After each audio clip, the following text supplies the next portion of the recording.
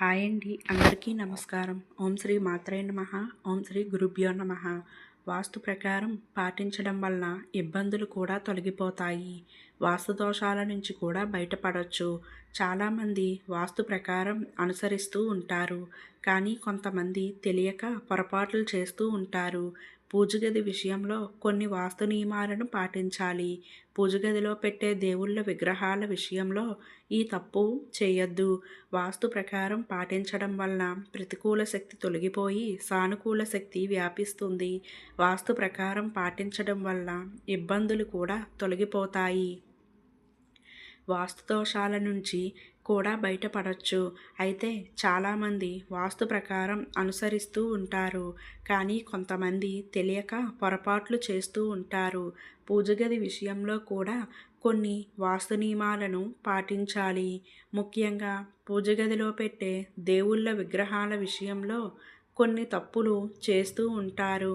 మరి దేవుళ్ళ విగ్రహాల విషయంలో ఎలాంటి పొరపాట్లు చేయకూడదో ఇప్పుడు తెలుసుకుందాం. పూజ గదిలో విగ్రహాలు పెట్టేటప్పుడు ఈ తప్పులు చేయకుండా చూసుకోవాలి. ఇలాంటి రెండు విగ్రహాలు ఒకే చోట ఉన్నప్పుడు సమస్యలు ఎదురయ్యే అవకాశం ఉంది. మరి మీరు కూడా ఇలాంటి తప్పులు చేస్తున్నారా? ఇప్పుడే తెలుసుకోండి. ముందుగా మన ఛానల్కు ఒక లైక్ కొట్టి జై శ్రీరామ్ అని ఒక చిన్న కామెంట్ పెట్టి మన ఛానల్ను సపోర్ట్ చేయండి ఫ్రెండ్స్. పూజ గదిలో దేవుళ్ళ విగ్రహాలు ఇంట్లో పూజ గదిలో దేవుళ్ళ విగ్రహాలని పెట్టేటప్పుడు కొన్ని వాస్తు నియమాలను పాటించాలి. పూజ గది ప్రశాంతంగా ఉండేటట్టు చూసుకోవాలి.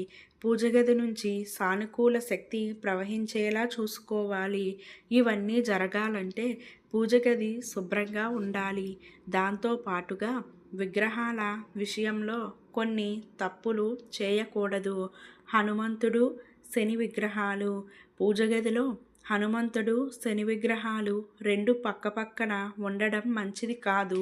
శనిదేవుని పూజ గదిలో పెట్టాలనుకుంటే హనుమంతుడు పక్కన పెట్టకుండా చూసుకోండి.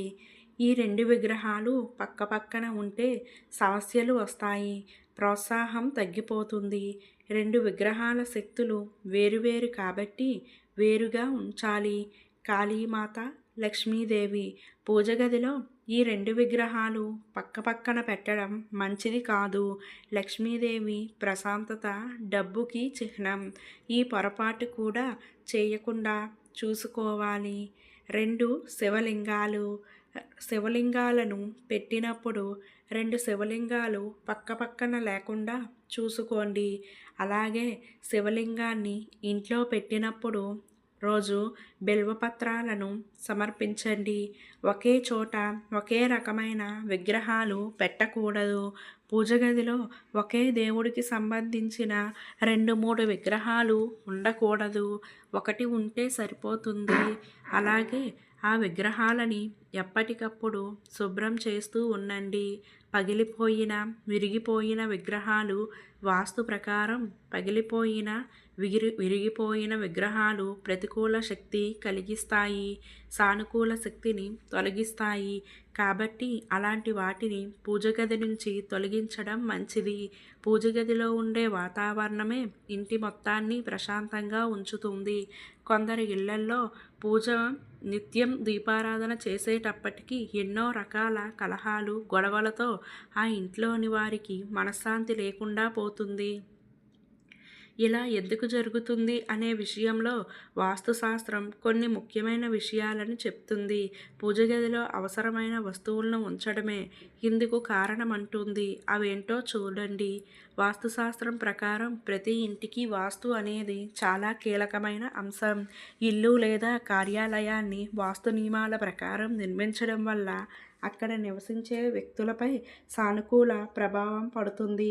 సంతోషకరమైన సానుకూల వాతావరణాన్ని సృష్టించడం మన సంపూర్ణ శ్రేయస్సుకు ఎంతో ముఖ్యం.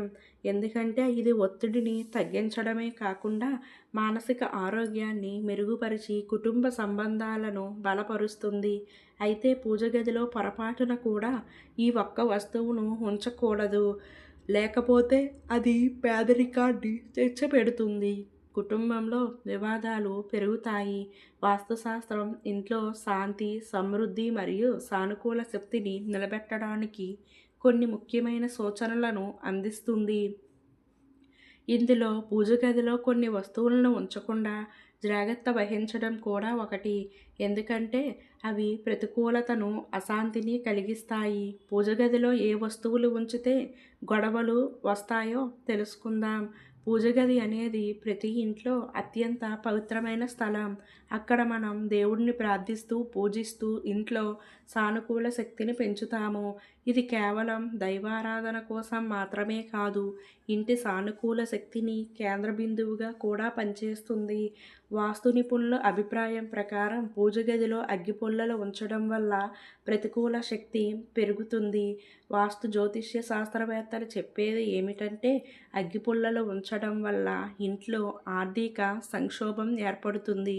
ఎందుకంటే అగ్గిపుల్లల శక్తికి విధ్వంసాన్ని సూచిస్తాయి.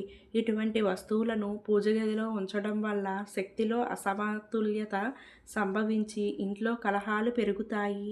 అందుకే అగ్గిపుల్లలను పూజ గదిలో కాకుండా వంటగదిలో ఉంచడం ఉత్తమమని సూచిస్తారు. ప్రార్థనా మందిరంలో అగ్గిపుల్లలు ఉంచడం వల్ల ఇంట్లో అశాంతి వాతావరణం పెరుగుతుందని వాస్తుశాస్త్రం తెలియజేస్తుంది. కుటుంబ సభ్యుల మధ్య విభేదాలు పెరిగే అవకాశం ఉంది. ఎందుకంటే అగ్ని శక్తి అక్కడ ఉంటుంది. ఒకవేళ అగ్గిపుల్లలను పూజ గదిలో ఉంచాలనుకుంటే వాటిని శుభ్రమైన గుడ్డలో చుట్టి ఉంచాలని సలహా ఇస్తారు. దీపం వెలిగించిన తరువాత అగ్గిపుల్లలను అలాగే వదిలేయడం దురదృష్టాన్ని కలిగిస్తుందని, ఇది ఇంట్లో పేదరికం, ప్రతికూల శక్తిని పెంచుతుందని చెబుతారు. పూజ గదిని ఎప్పుడూ శుభ్రంగా, పవిత్రంగా ఉంచడం అవసరమని నిపుణులు సూచిస్తున్నారు. ఈ వీడియో మీకు నచ్చినట్లయితే లైక్, షేర్, కామెంట్, సబ్స్క్రైబ్ చేసుకోవడం మాత్రం మర్చిపోకండి ఫ్రెండ్స్.